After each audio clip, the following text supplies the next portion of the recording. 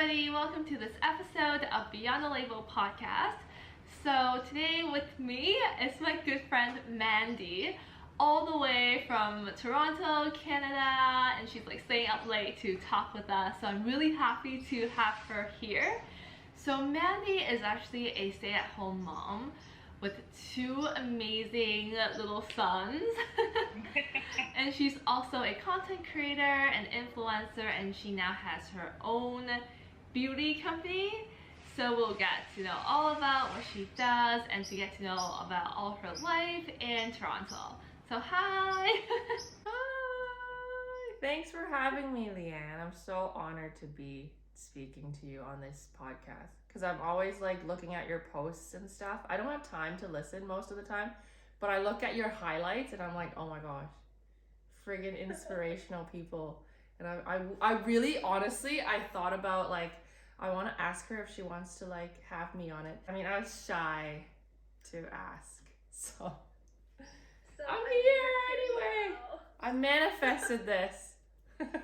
I don't normally have like, I've never really had, I think like a stay-at-home mom on this podcast. I think you're the first one. So I'm really excited to actually know about that. Because they're always working moms, right? Yeah, like working moms. So yeah, can you just like tell us a little bit about yourself, like what you do to the audience? Well, I stay at home and I take care of my children and my husband. I make them food and stuff and that all that home stuff. But whenever I have time, then I work on my social media content creating. And so then I schedule my posts, I create my posts and then do all that. And then on top of that, I have a business, a health and beauty wellness business that I've started when I was in Hong Kong right before I left. And then at night when they're all asleep, then I would work on that most of the time. So yeah, pretty busy. I actually think that's very impressive, like, because I don't know how you do it, honestly, because I see your posts on social media and you're just like so busy, like, you know, messy hair and like bringing your kids to like grocery shop and like bringing them to school, and it's just like such an inspiration that you're filming it. Like, how do you film it and like do it at the same time? But it's hard because I'm actually trying to do vlogs now, but I realize sometimes I'm like driving and I'm like, oh, I should have recorded me doing that, but then I don't because I'm not really like that good at it yet. So then what happens is, I don't know, I'll see what I can do and edit, and when I remember, then I record, then I kind of talk about it. I mean, I always try to do things that are fun. Like, I make sure that's my bottom line. Like, if I'm doing it and it doesn't make me feel good or happy, I'm not gonna do it. For social media, especially since the beginning when I started, that was like what I wanted to do, like what I wanted to make sure I stay at.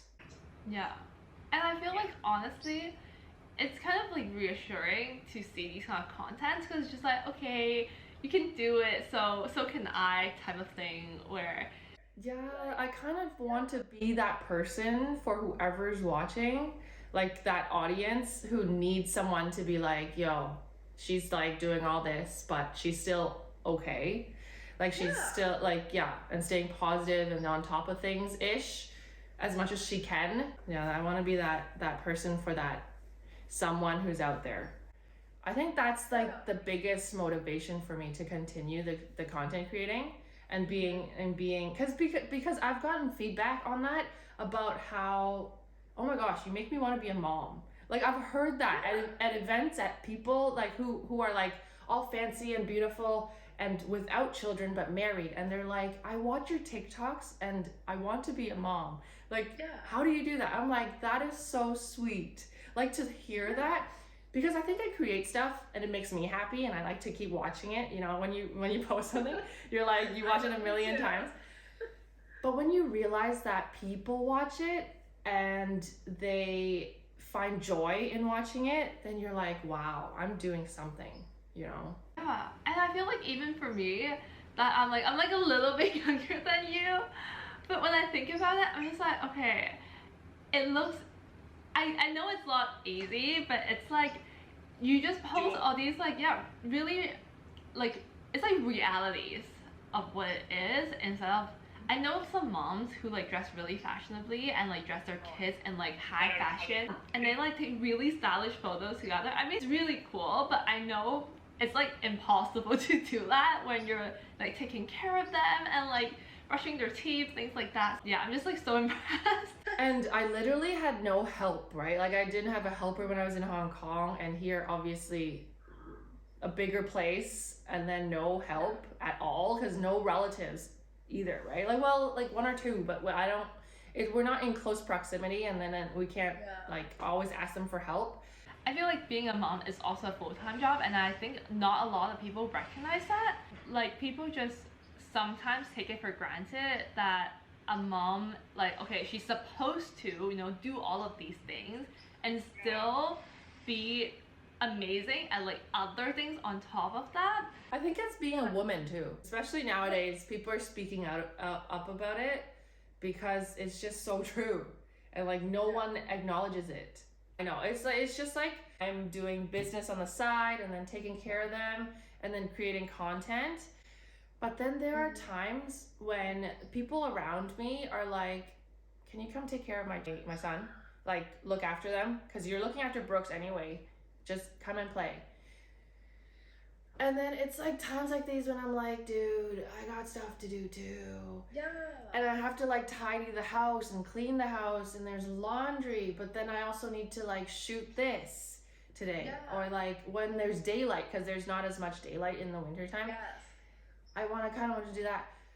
But like, it's hard to be like, because they're working from home. Yeah. But they're, Okay. so it's like the way that boundaries need to be made, it's kind of harder when you're a stay-at-home mom because you're staying at home and you're supposed to just be taking care of your kid. So I know, it's hard. That's why I totally get what you mean. But it's also like being a woman too. I actually want to go deeper into that question, that how do you stay like mentally okay and like how do you stay sane when you're doing all of these things and like as a mom you don't have like an end time of the day? I'm not saying this like negatively, but it's like a ongoing like 24/7 job. Yeah, it's not negative, it's just the reality of this lifestyle, I think. But to stay sane, I think what really helped was when I started meditating. When I started learning about meditation, and that was when I lost someone significant in my family and I just didn't know what to do. But I knew that I had to like clear my mind. I don't know what, I think it was just something that happened very naturally, and I was like, okay, I think meditation is gonna help me. Oh, I think I found meditation on a trip to like Vietnam one year. Yeah. And then I knew, like I was with my friend and then we were like meditating at the resort. And then I was sitting there and I was like listening to the person say whatever they were saying. And then I was just thinking all these thoughts. I remember thinking, okay, after this, I need to ask her how she feels about meditation. And then afterwards I asked her, I'm like, yo, what were we thinking just now? Did you like it? She's like, I've done it before. And I wasn't thinking of anything. And then that's when I realized, I'm like, what's wrong with me? Like, I feel like, yeah, I just have a lot of thoughts going on all the time. And then that's when I realized, but then that person passed away. That very significant person in my life passed away. And then I went back to meditation and I was like, maybe this is gonna help me. So then I got an app and then it had like grieving, and then I started. And then from there, I knew that like having a peace of mind will help you in any situation. What happened was I picked up a book that talked about the law of attraction and like affirmations.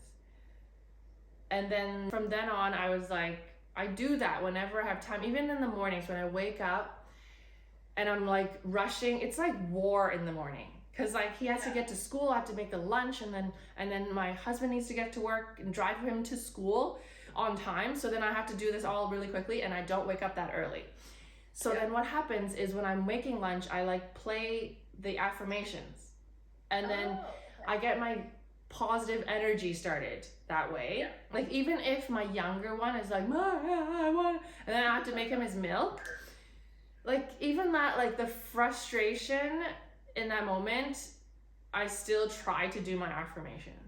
Like if I don't finish, then I still try to continue later on in the day. I just try to fit in the affirmations so that my mind is thinking positively. Because my background is in biomedical sciences, right? Because that was my degree. So I'm really into science. So if they were talking about like, I don't know, some higher person or whatever, then I'd be like, no way, right? But they're talking about like quantum physics. It's actually science. It's a law, right? So then I was like, whoa, this is mind-blowing. And it actually taught me a lot about why things happen the way they did. Like before, when I was younger and I didn't know much, right? And so it's just really interesting, and I keep reading books on it now and practicing. That's amazing, because I mean, like, I do the same as you. I try to, even like when I don't have time to meditate, because like I woke up late, but I try to listen to it, like listen to the guiding thing. How do you have the time to read and meditate though? I just want to ask. I took more time off social media. I think that's the thing, like get off your phone and really actually do what you always wanted to do, because I've always wanted to have time to read, right? And then I'm like, okay, if I've always wanted to do that, why haven't I made time for it? Right? So like there are so many things in life that we make excuses for. Like we say we're too busy, we don't have time for it. But in reality, it's like, how important is it to you to do it? Or how badly do you want to do it, right? Because if you really wanted to do it, or you really wanted to achieve something, you would do it. You would do whatever it takes to get there. But if you're making excuses, it just means that you don't really want it that bad. That is so true. No, that is actually so true, because I felt the same, that I hate rushing in the mornings, and I was just wondering like, why do I keep like doing this, just like being in such a rush and just like doing everything stressfully. So I figured that needs to be my priority, so I just started like waking up earlier, like even though it was like painful the first 2 weeks, but then it made me feel so much better in the long term. Getting up early is hard to do, because I always want to get up early and meditate and have my morning routine before the kids wake up. No, it's impossible. It's hard. I want to ask, you mentioned, like setting boundaries just now. So how do you set your boundaries? I don't know, like, if you need to set boundaries with your kids, like, oh, this is like mommy's me time, or like even with your friends that like you can only hang out at a certain time. How do you communicate that? I feel like I'm still learning how to actually set better boundaries for myself, because I think what we've grown up to learn to do is to be there all the time for everyone who asks, right? And it's so hard, because you need to say no when you actually don't want to do it. You need to say no. But I mean, with my kids, it's hard because they're young. With my older child, 5.5 years old, he understands. He like gets that mommy needs like 2 minutes just to do something first and stop saying, mommy, I want this and I want. But my younger one is just like, mommy, he just keeps repeating it. And then you're just like, whoa. So if you're a mom and you're at home with a toddler all the time, you need that head space. Like you need that space in your mind where you're like, okay, breathe. It's okay. Just calm down and just ignore what he's saying right now, because he's repeating it 100 times because he really wants it and he doesn't know any other way to communicate how badly he wants it, right? But it doesn't, I mean, like, I sound like I'm so calm right now that I can tell myself that, but in the moment, you're like, shut up. You know, like, it's a lesson. I mean, you're learning every day. It's just hard. Yeah. But yeah, you need to have that, make time for yourself. And something that I really liked hearing about or learning is you need to love yourself first. I know it's so cliche, but you really need to fill your own cup first. Yeah. Because if it's empty or almost empty, you have nothing to give. And it's so true. And by filling your cup, it just means to show yourself more love and to take care of yourself. Give yourself the time you need to replenish, as in like the meditation stuff, right? Whatever makes you feel good, do it. Yeah. I also used to really feel guilty about leaving them and doing my own stuff. I still kind of do. Like, I miss them, but I know I need it. So that's like a boundary that I make, that I kind of ask for help. I take help. And then I'm like, okay, I'm going to do this, because when I'm taking care of myself, I can take better care of them. I think that's like really important too for moms. I absolutely agree, because I feel like even just as my bird is like in the background, I'm sorry. Even for myself as a daughter, I know when my mom's like really on edge and she says like insensitive things that I like in the past I will take like personally and will get offended. But thinking deeper, I know that she's also going through things herself and she hasn't had the time to process it. So yeah, I think it's just important to kind of like realize, like recognize the space that you need. Yeah, that's so sweet. Like, she's so lucky to have a daughter that understands this. So lucky. And I feel like when the husband, I feel like it's hard for him to understand a stay-at-home mom as well. You know what I mean?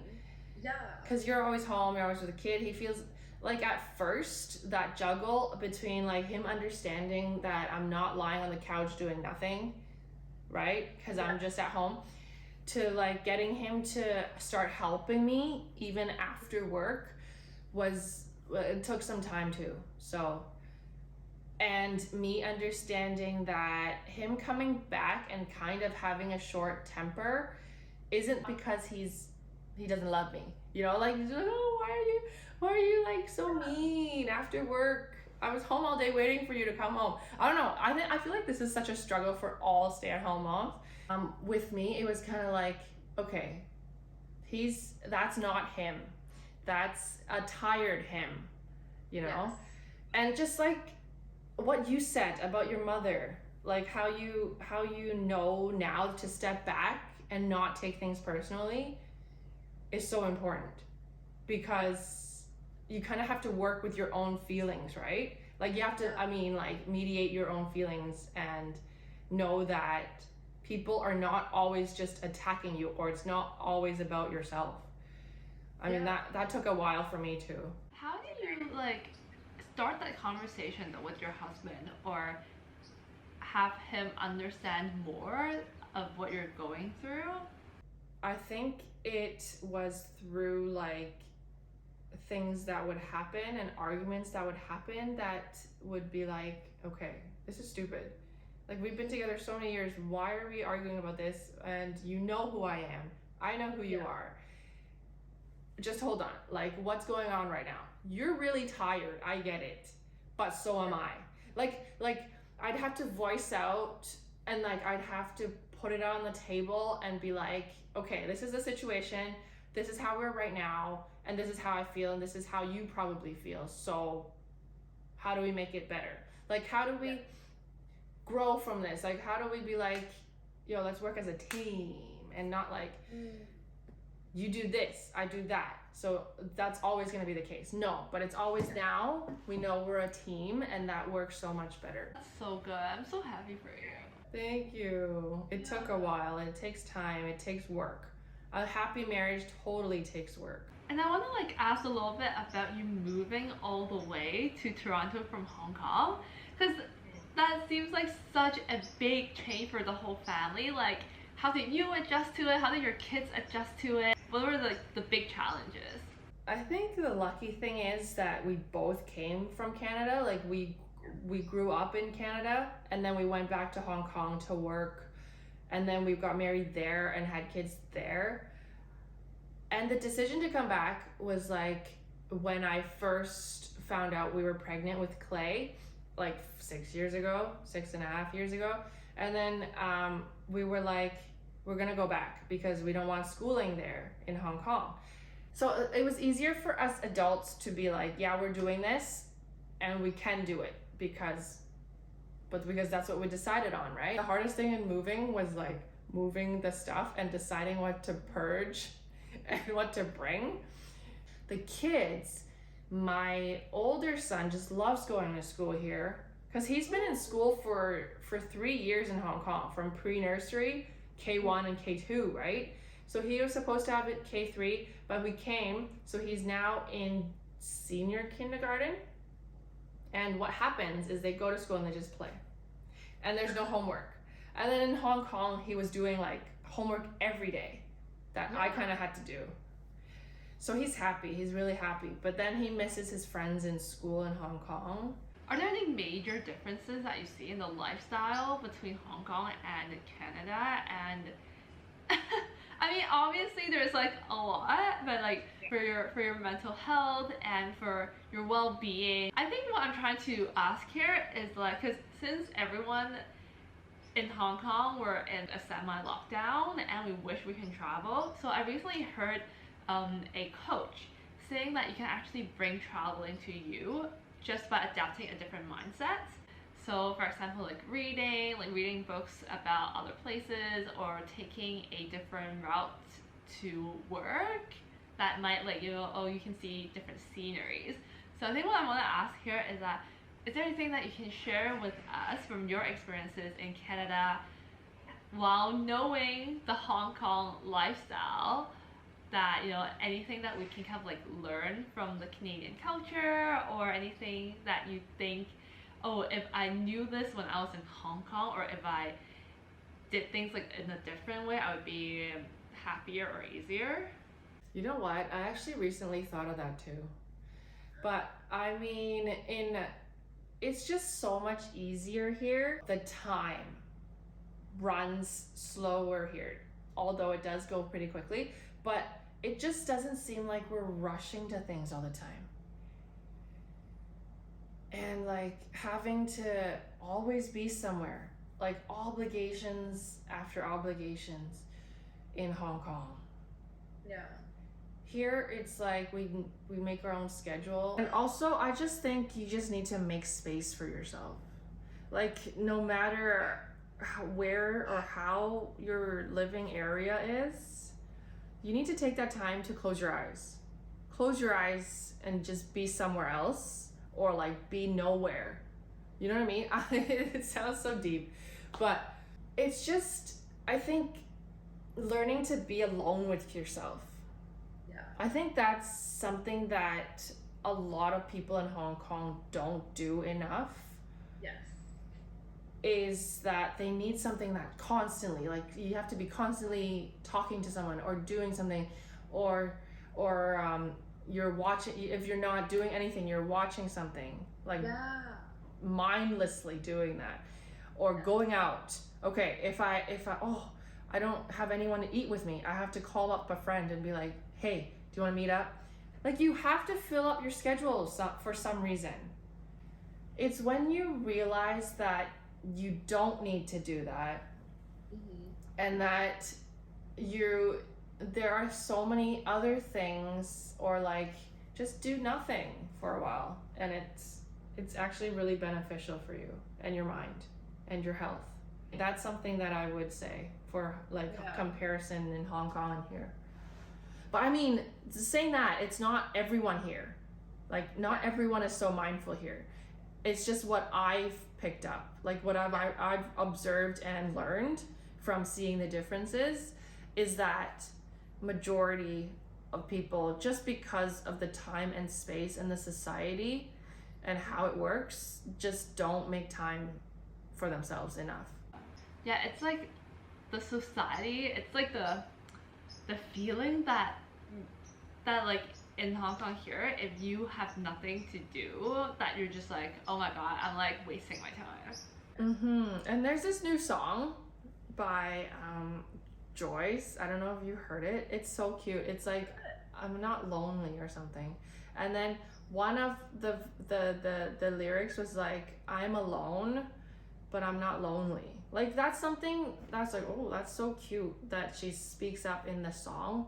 And it's like, don't worry about me, I'm okay, because I'm just alone, I'm not lonely, I'm very happily like living with myself. Yeah. Oh, I love that. Oh, I need to check that out. Yeah. I mean, we're always with ourselves, but we don't realize that. And like, the only person that you're gonna be with for so long, for forever, is yourself.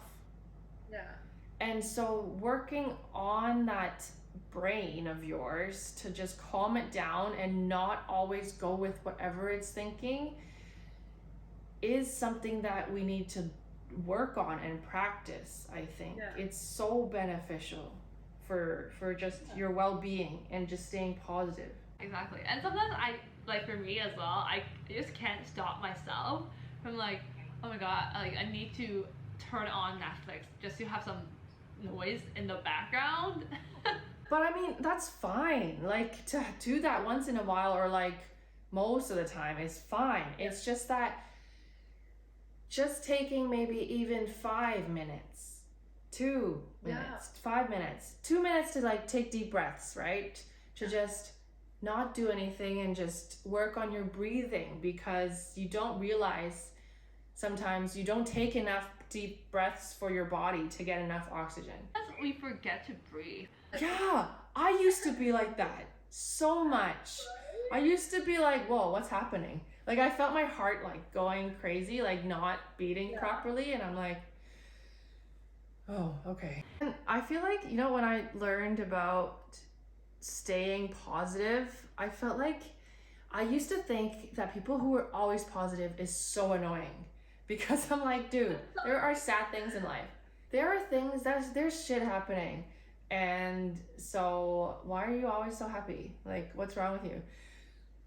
But I feel like the trick in life is not how to always be positive, but how to always do your best to see and stay on the positive side of everything, right? Even in the worst times. It's, and then how you practice that, and how you start to become such a person, is when you look at everything around you and you try to seek out the good things. I think this comes with like experience as well, that you can only, like, when we're in the situation ourselves and something bad is happening, we're just like, oh my gosh, like, why is this happening to me, and like, why is this person doing this? And it's only like afterwards we realize, oh, like years ago I had like a bad boyfriend, and it actually made my life better because I had that experience, and now I know like not to date the wrong guy, things like that. Exactly. I know. Can you share with us one of the things you love most about yourself? I love most about my wisdom that I've gained over the years. And I think that's with me having an open mind and an open heart for these things. I don't know. I feel like you have to be born with it, and I'm very proud of myself for having that kind of mind. I have people who are very closed-minded around me, or like just don't, or just refuse to get it. You know what I mean? There are so many people that are like that are like holding onto their egos so hard, and it's like, why? Who is that benefiting? Nobody. Like, I'm not judging, but kind of. I think because from that, it just makes life easier, and only the better things come to me. Based on law of attraction.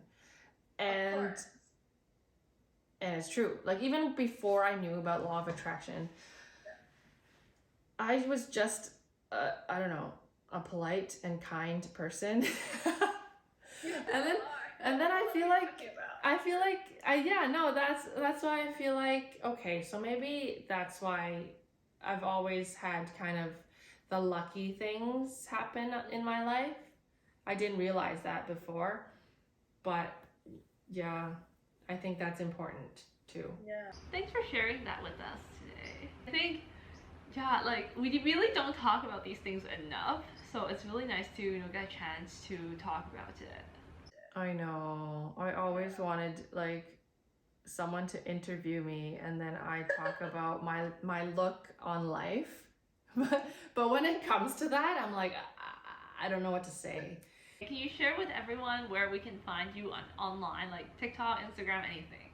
Yeah, for sure. My Instagram handle is Mandee with 5 E's, Mand with 5 E's. And then YouTube, TikTok, and even my own blog is just Mandee and then says, Says.